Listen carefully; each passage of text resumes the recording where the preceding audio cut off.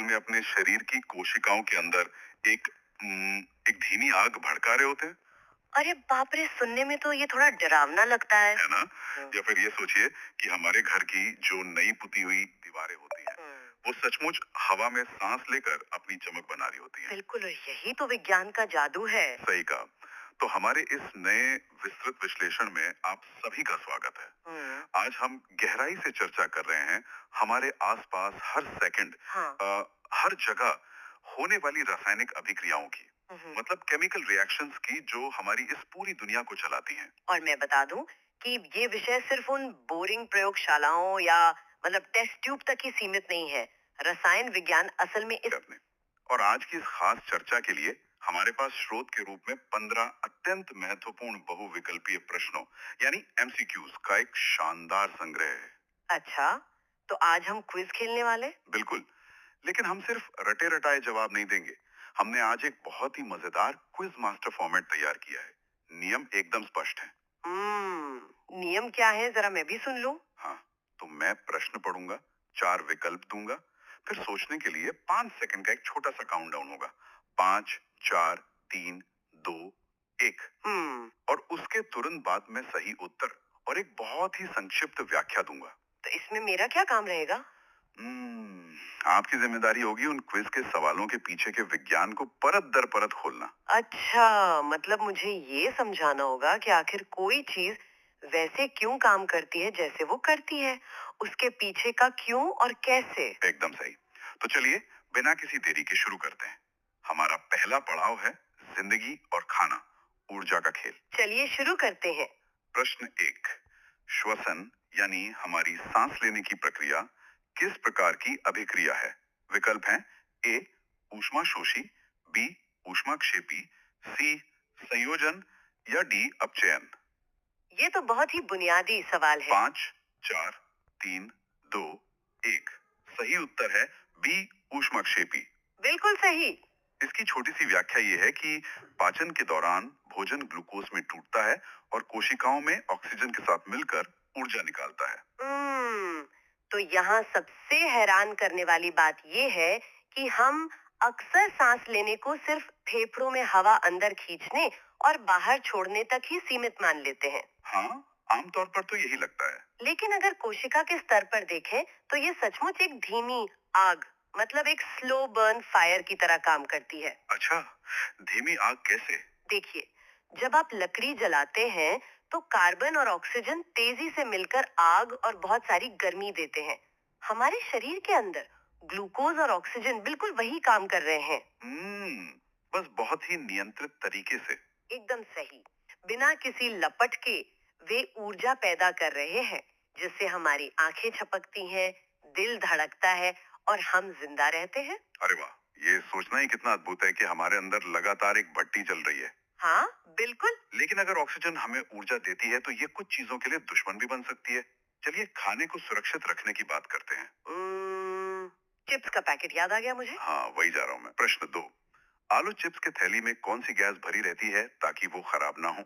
विकल्प हैं A oxygen, B nitrogen, C helium या डी मीथेन। ये तो चिप्स प्रेमियों के लिए बहुत जरूरी जानकारी है। 5, 4, 3, 2, 1। सही उत्तर है बी नाइट्रोजन। बिल्कुल। तो व्याख्या ये है कि चिप्स को ऑक्सीकरण और विकृत गंधता यानी बासी होने से बचाने के लिए थैली से ऑक्सीजन हटाकर कम सक्रिय गैस नाइट्रोजन भरी जाती है। राइट। देखिए, ऑक्सीजन जीवन के लिए जरूरी तो है, लेकिन ये चीजों को बहुत तेजी से नष्ट भी करती है। कैसे? अगर चिप्स का तेल ऑक्सीजन के संपर्क में आ जाए तो उसके अणु टूट जाते हैं और उसका स्वाद एकदम कड़वा हो जाता है। अच्छा, तो थैली को पूरी तरह से खाली यानी वैक्यूम ही क्यों नहीं कर देते? गैस भरने की क्या जरूरत है? अगर वैक्यूम कर देंगे तो सोचिए, परिवहन के दौरान सारे चिप्स दबकर चूरा नहीं हो जाएंगे। हाँ, ये तो मैंने सोचा ही नहीं। तो इसीलिए नाइट्रोजन भरते हैं। मतलब नाइट्रोजन गैस उन कुरकुरे चिप्स के लिए एक केमिकल बॉडीगार्ड की तरह काम करती है। बहुत ही शानदार तुलना है ये। हाँ, मतलब ये थैली को फुलाकर एक कुशन भी देती है और क्योंकि ये बहुत ही स्थिर गैस है, ये ऑक्सीजन रूपी दुश्मन को बाहर ही रखती है। बिल्कुल। नाइट्रोजन किसी के साथ जल्दी प्रतिक्रिया नहीं करती। ये थैली के अंदर एक ऐसा सुरक्षित वातावरण बना देती है जहां चिप्स के लिए समय मानो ठहर सा जाता है। कमाल है। अच्छा, ये तो हुई खाने को खराब होने से बचाने की बात। अब हम उन धीमे बदलावों की ओर बढ़ते हैं जो समय के साथ चीजों की पूरी प्रकृति ही बदल देते हैं। यानी रसोई से लेकर भारी भरकम लोहे तक का सफर। राइट। प्रश्न 3, दूध से दही बनना कैसा परिवर्तन है? विकल्प हैं ए भौतिक, बी रासायनिक, सी दोनों भौतिक और रासायनिक, या डी इनमें से कोई नहीं। हर घर की कहानी। 5, 4, 3, 2, 1। सही उत्तर है बी रासायनिक परिवर्तन। एकदम सही जवाब। व्याख्या यह है कि दूध से दही बनना एक रासायनिक परिवर्तन है, क्योंकि लैक्टिक एसिड के बनने से इसके गुण पूरी तरह बदल जाते हैं और ये वापस दूध नहीं बन सकता। देखिए, ये एक बहुत ही सुंदर और जटिल प्रक्रिया है। होता क्या है कि दूध में लैक्टोज नाम की एक शर्करा होती है और कुछ खास बैक्टीरिया इस शर्करा को खाते हैं और लैक्टिक एसिड बनाते हैं।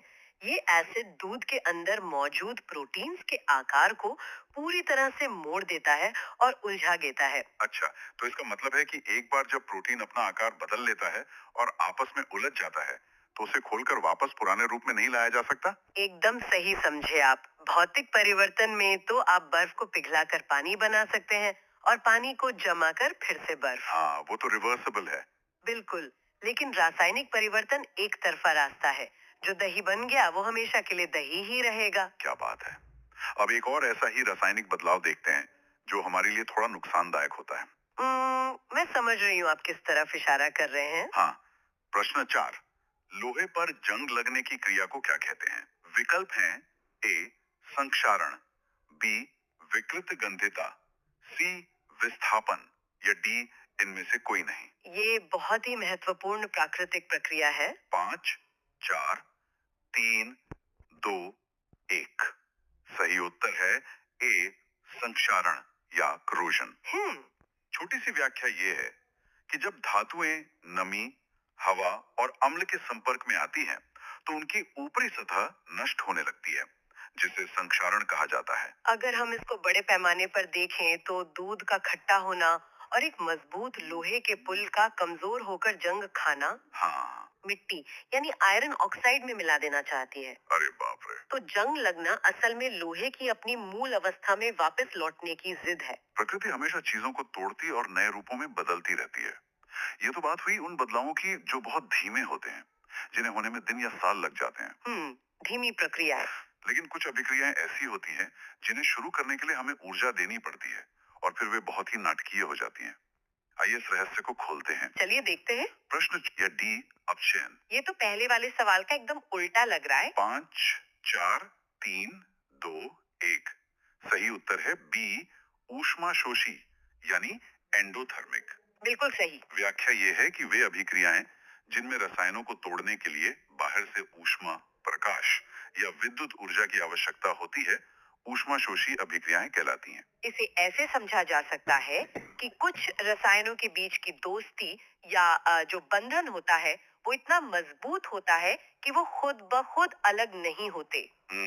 मतलब उन्हें अलग करने के लिए मेहनत करनी पड़ती है। हाँ, उन्हें तोड़ने के लिए आपको बाहर से एक ताकत लगानी पड़ती है, चाहे वो आग की गर्मी हो या बिजली का झटका। अच्छा। जब वे इस ऊर्जा को सोख लेते हैं, तभी वे टूटकर कुछ नया बनाते हैं।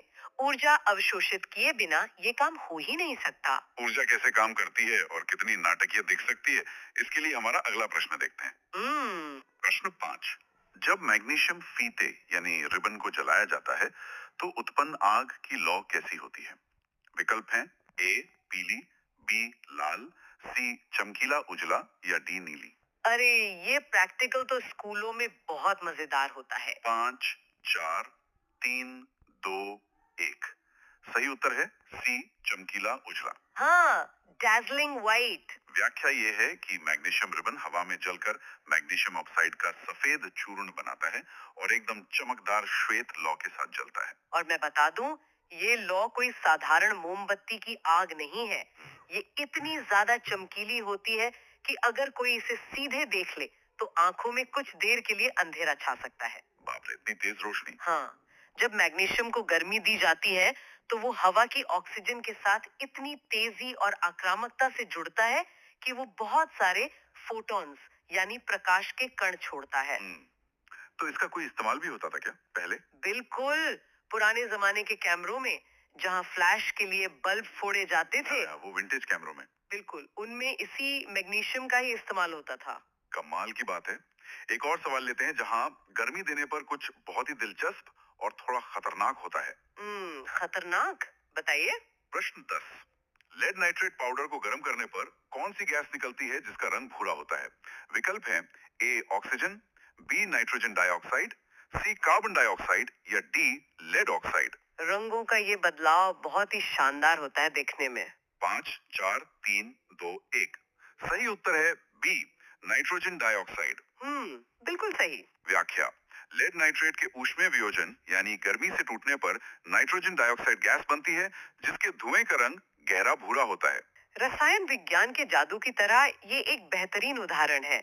लेड नाइट्रेट एकदम सफेद शांत दिखने वाला पाउडर होता है, जैसे अपना साधारण नमक। अच्छा, एकदम सफेद? हाँ, लेकिन जैसे ही आप उसे टेस्ट ट्यूब में गर्म करते हैं, वो सफेद पाउडर अचानक से एक गहरे भूरे रंग के दम घोटू धुएं में बदल जाता है।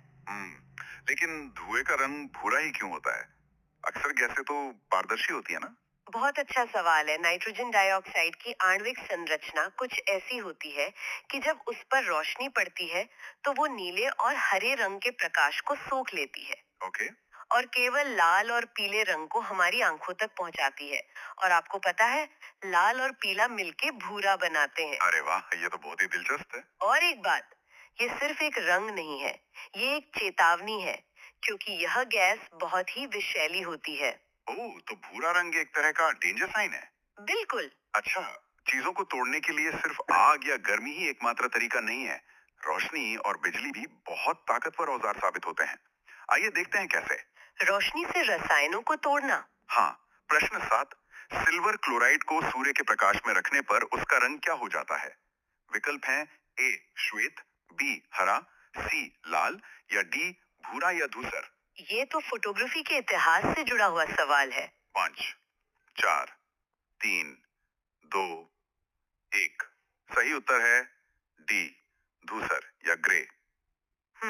व्याख्या ये है कि सूर्य के प्रकाश में सफेद सिल्वर क्लोराइड टूटकर सिल्वर यानी चांदी बनाता है, जिससे इसका रंग धूसर हो जाता है। तो यहाँ से एक बहुत जरूरी सवाल उठता है। क्या? सूर्य की किरणें, जिन्हें हम महसूस तो कर सकते हैं पर पकड़ नहीं सकते, वे किसी रसायन को कैसे तोड़ सकती हैं? हाँ, रोशनी में ऐसा क्या होता है? दरअसल प्रकाश में फोटोन होते हैं, ऊर्जा के छोटे छोटे पैकेट। जब ये ऊर्जा से भरे फोटोन सिल्वर क्लोराइड से टकराते हैं तो वे एक अदृश्य और सूक्ष्म हथौड़े की तरह काम करते हैं। अदृश्य हथौड़ा? ये तो बड़ा शानदार शब्द है। हाँ। वे चांदी और क्लोरीन के बीच के बंधन को तोड़ देते हैं। क्लोरीन तो गैस बन के उड़ जाती है और पीछे रह जाती है शुद्ध चांदी, जिसका रंग धूसर या ग्रे होता है। अच्छा, तो क्या इसी से ब्लैक एंड व्हाइट फोटोग्राफी होती थी? बिल्कुल। पुरानी ब्लैक एंड व्हाइट फोटोग्राफी पूरी तरह से इसी सिद्धांत पर काम करती थी। रोशनी के सूक्ष्म हथौड़े, ये तो एक बहुत ही विजुअल कल्पना है। अब पानी और बिजली का एक बहुत ही दिलचस्प रिश्ता देखते हैं। पानी और बिजली का खेल। प्रश्न 15।